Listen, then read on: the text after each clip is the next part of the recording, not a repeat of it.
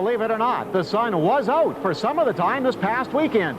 Candy Raceways in Wilmer, Minnesota kicked off their season. Trioval Speedway hosted their Memorial Day sizzler, and the stakes were high at Casino Speedway in Watertown, South Dakota. Highlights and more next on Wissota Racetracks.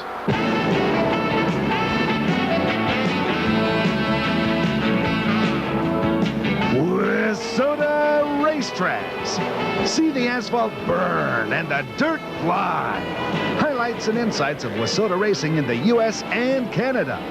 Wissota Racetracks is brought to you by The Race Shop, located in St. Cloud, Minnesota. The Race Shop is your new one-stop shop for racing. And now, let's go racing!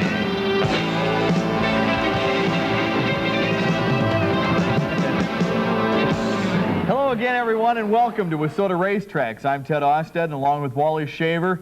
And this past Memorial Day, we had a chance to go out and see some great racing action at some different tracks across Wissota country. And Wally, a little bit of rain hampered some of the events, but we had some excellent races that we had a chance to see. Well, it was a memorable Memorial weekend, too, because the races we did see and the races that were staged had some very fantastic finishes. I thought there was some extremely good close racing that we had a chance to get out to. Our camera crews went out to Wilmer, Minnesota to catch the action out there, and also Memorial Day itself. We were down at in Wisconsin at Trioval Speedway, so we had some good times and some great footage to show, too. We've also got the national point standings for the modifieds in Wissota, and we'll take a look at Casino Speedway out in Watertown, South Dakota, and we'll also venture up to Rice Lake Speedway. But let's get right to the racing action that we caught this last weekend. Let's start it off with the Memorial Day Sizzler down at Fountain City. I just love the unique tri-oval configuration of the Fountain City Speedway. It creates some very exciting racing action. In fact, the racing was as hot as the weather was on Monday, Memorial Day. Getting things going in this one was the modified 25-lap feature race, and this one took several attempts to get going, including this delay resulting in an early race battle for second. Bob Salmon in the white number 59 car roared up on the yellow 19 ride of Rick Hauser, sending him sideways.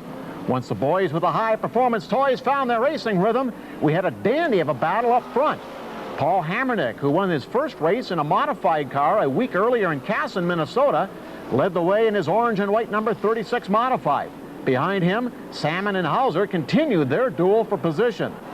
On the move in the white number 03 car was Lonnie Earney. He started the race ninth and was plowing his way towards the lead group.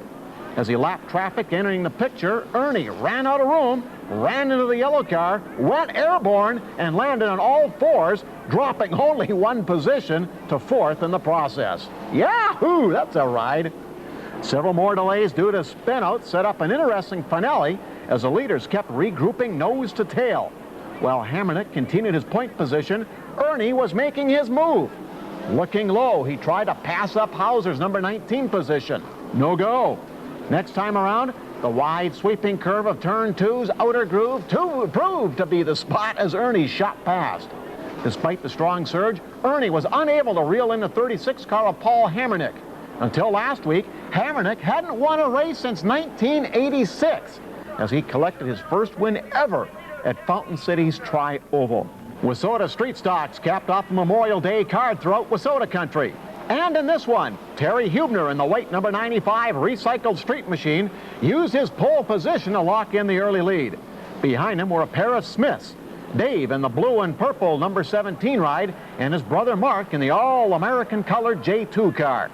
No brotherly love here, as Mark taps Dave, sending him wobbling through turn two, allowing Mark to duck inside to solidify second place.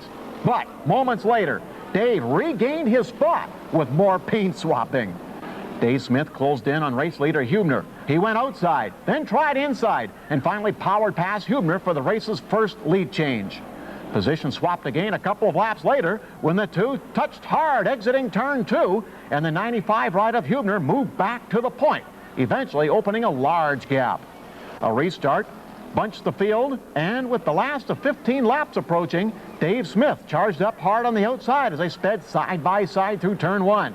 At the line, Huebner collected the checkered flag, earning his third consecutive feature win. And Ted, it was a memorable finish to a Memorial Day weekend. A perfect cap to the weekend. And I'll tell you, race fans, Trioval Speedway down in Fountain City, Wisconsin. They have some of the best race stories out there in Wissota country.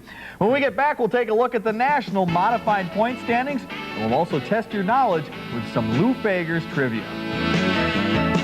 This week's Champ Pan's Driver of the Week is number 36 modified driver Paul Hamernik of Winona, Minnesota. Paul is off to a super start this season.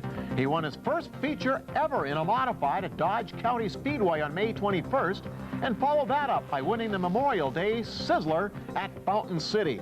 Congrats to Paul Hamernik on his big week of racing and being selected the Champ Pan's Driver of the Week. Champ Pans, the #1 choice for quality in racing oil pans.